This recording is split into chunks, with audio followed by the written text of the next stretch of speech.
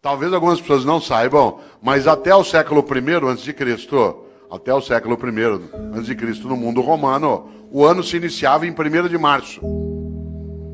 O ano se iniciava em 1º de março. O primeiro dia do ano era 1º de março. E o último era 28 de fevereiro. Foi Júlio César que alterou o calendário e colocou janeiro e fevereiro no início do ano.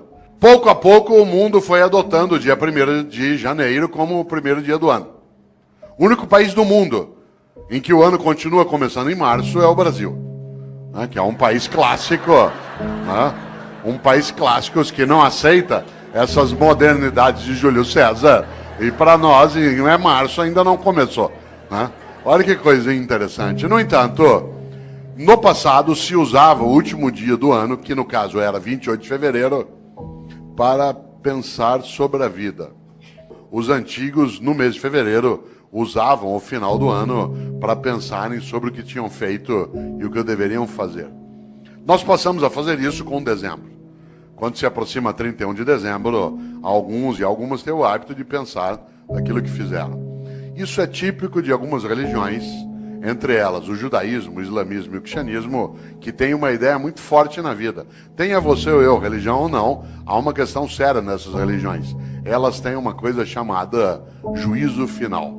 O que me assusta na ideia de juízo final não é o fato de ser final, mas o fato de ser juízo.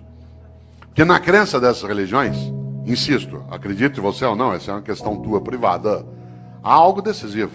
Elas acreditam que ao final da tua existência, a divindade vai te chamar no canto e falar, vem aqui para um particular.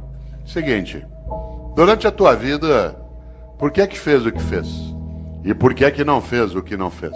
Aliás, por que é que fez o que fez do modo como fez? E por que é que deixou de fazer o que deveria ter feito? Essa é uma pergunta séria. Os cristãos construíram, a partir da influência judaica, uma percepção. E essa percepção ela se consignou na ideia também de juízo final no último livro da Bíblia dos cristãos, que é aquele que fala do fim, que é o livro da Revelação ou o livro do Apocalipse. E se você observa, lá no livro do Apocalipse, no capítulo 3, versículo 15 e 16, os cristãos escreveram: Deus vomitará os mornos. Deus vomitará os mornos. Aliás, a frase completa é: porque tu não és quente nem frio, hei de vomitar-te. Olha que frase forte. Conhece gente morna? Gente que não é quente nem fria, gente que é mais ou menos, que é quente ou frio não, que não cheira nem fede. Sabe gente morna? Morna no trabalho, morna na comunidade, morna na prefeitura, morna na câmara, morna na escola. Morna, não é quente nem fria, gente que não tem compromisso. Mais ou menos compromissado, mais ou menos competente, mais ou menos servidor, mais ou menos religioso, mais ou menos político, mais ou menos. Deus vomitará os mornos. Sabe aquela pessoa que é morna? Morna no casamento. E aí, como é que está o casamento? Ah, ruim com ele, pior sem ele. Morna na comunidade. E aí, como é que está o debate em Campinas sobre a política? Ah, vamos levando, né? E aí, lá na prefeitura, vamos ver o que dá, né? E a escola, como é que tá? Não sei, vamos ver, falta pouco para eu aposentar. Deus vomitará os mornos. Gente que é morna na amizade. Você vai apertar a mão dela, com licença, ela dá só a pontinha do dedo. Você aperta aquela minhoca desmilinguida. Você vai abraçar, a pessoa abraça meio de lado, meio parece que tem nojo. Sabe gente que economiza afeto? Pessoas que esquecem que afeto e conhecimento é uma coisa que se você guardar, você perde. Gente que é morna na cidade, morna no casamento, morna no serviço público. Morna, não é quente nem fria. É morna na religião. Conheço gente, por exemplo, que vai a um culto ou a uma missa. Um dos meus sobrinhos é pastor presbiteriano aqui em Campinas. E às vezes a gente brinca, né, sobre isso, curiosamente. Porque tem gente que vai a um culto ou a uma missa e escolhe o horário da missa, por exemplo, pelo tamanho rápido que ela tem. Se eu vou à missa das 10, naquela igreja que o padre faz uma missa rapidinho. Então vai para quê? Ou você acha que teu Deus é tonto? Você chama ele de todo poderoso e ele não sabe que você escolheu uma missa curta.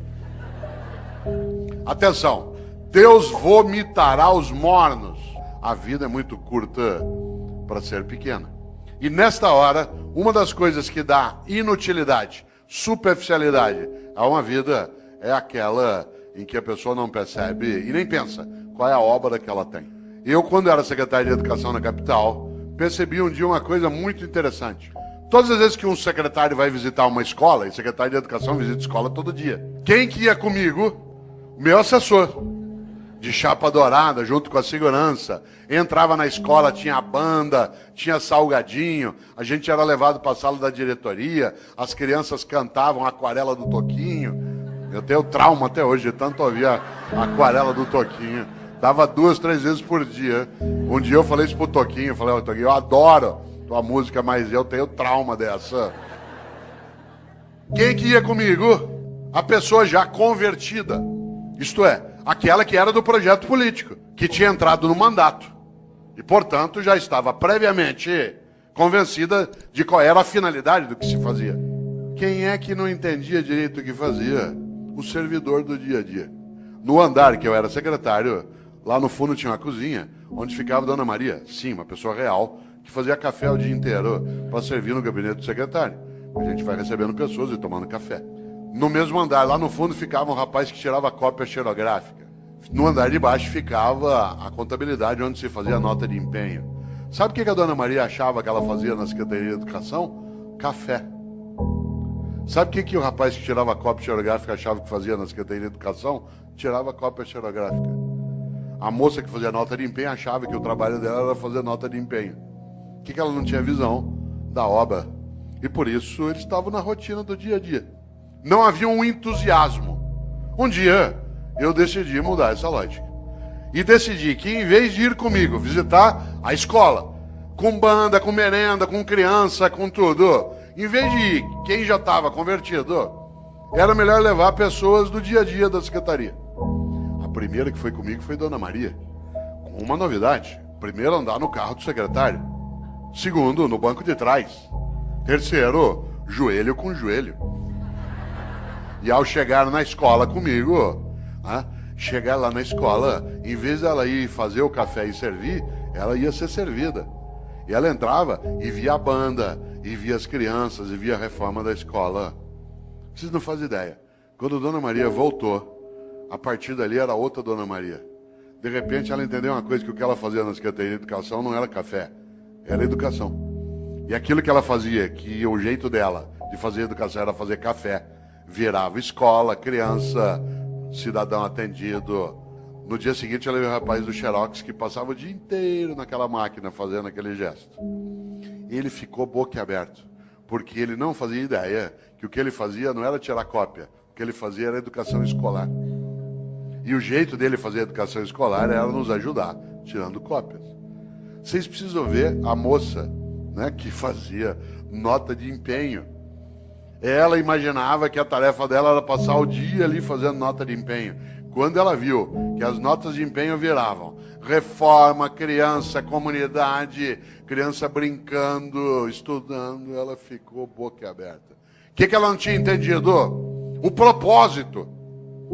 O propósito. Isto é, qual era a obra dela? A obra não era fazer nota de empenho, era construir educação escolar numa comunidade.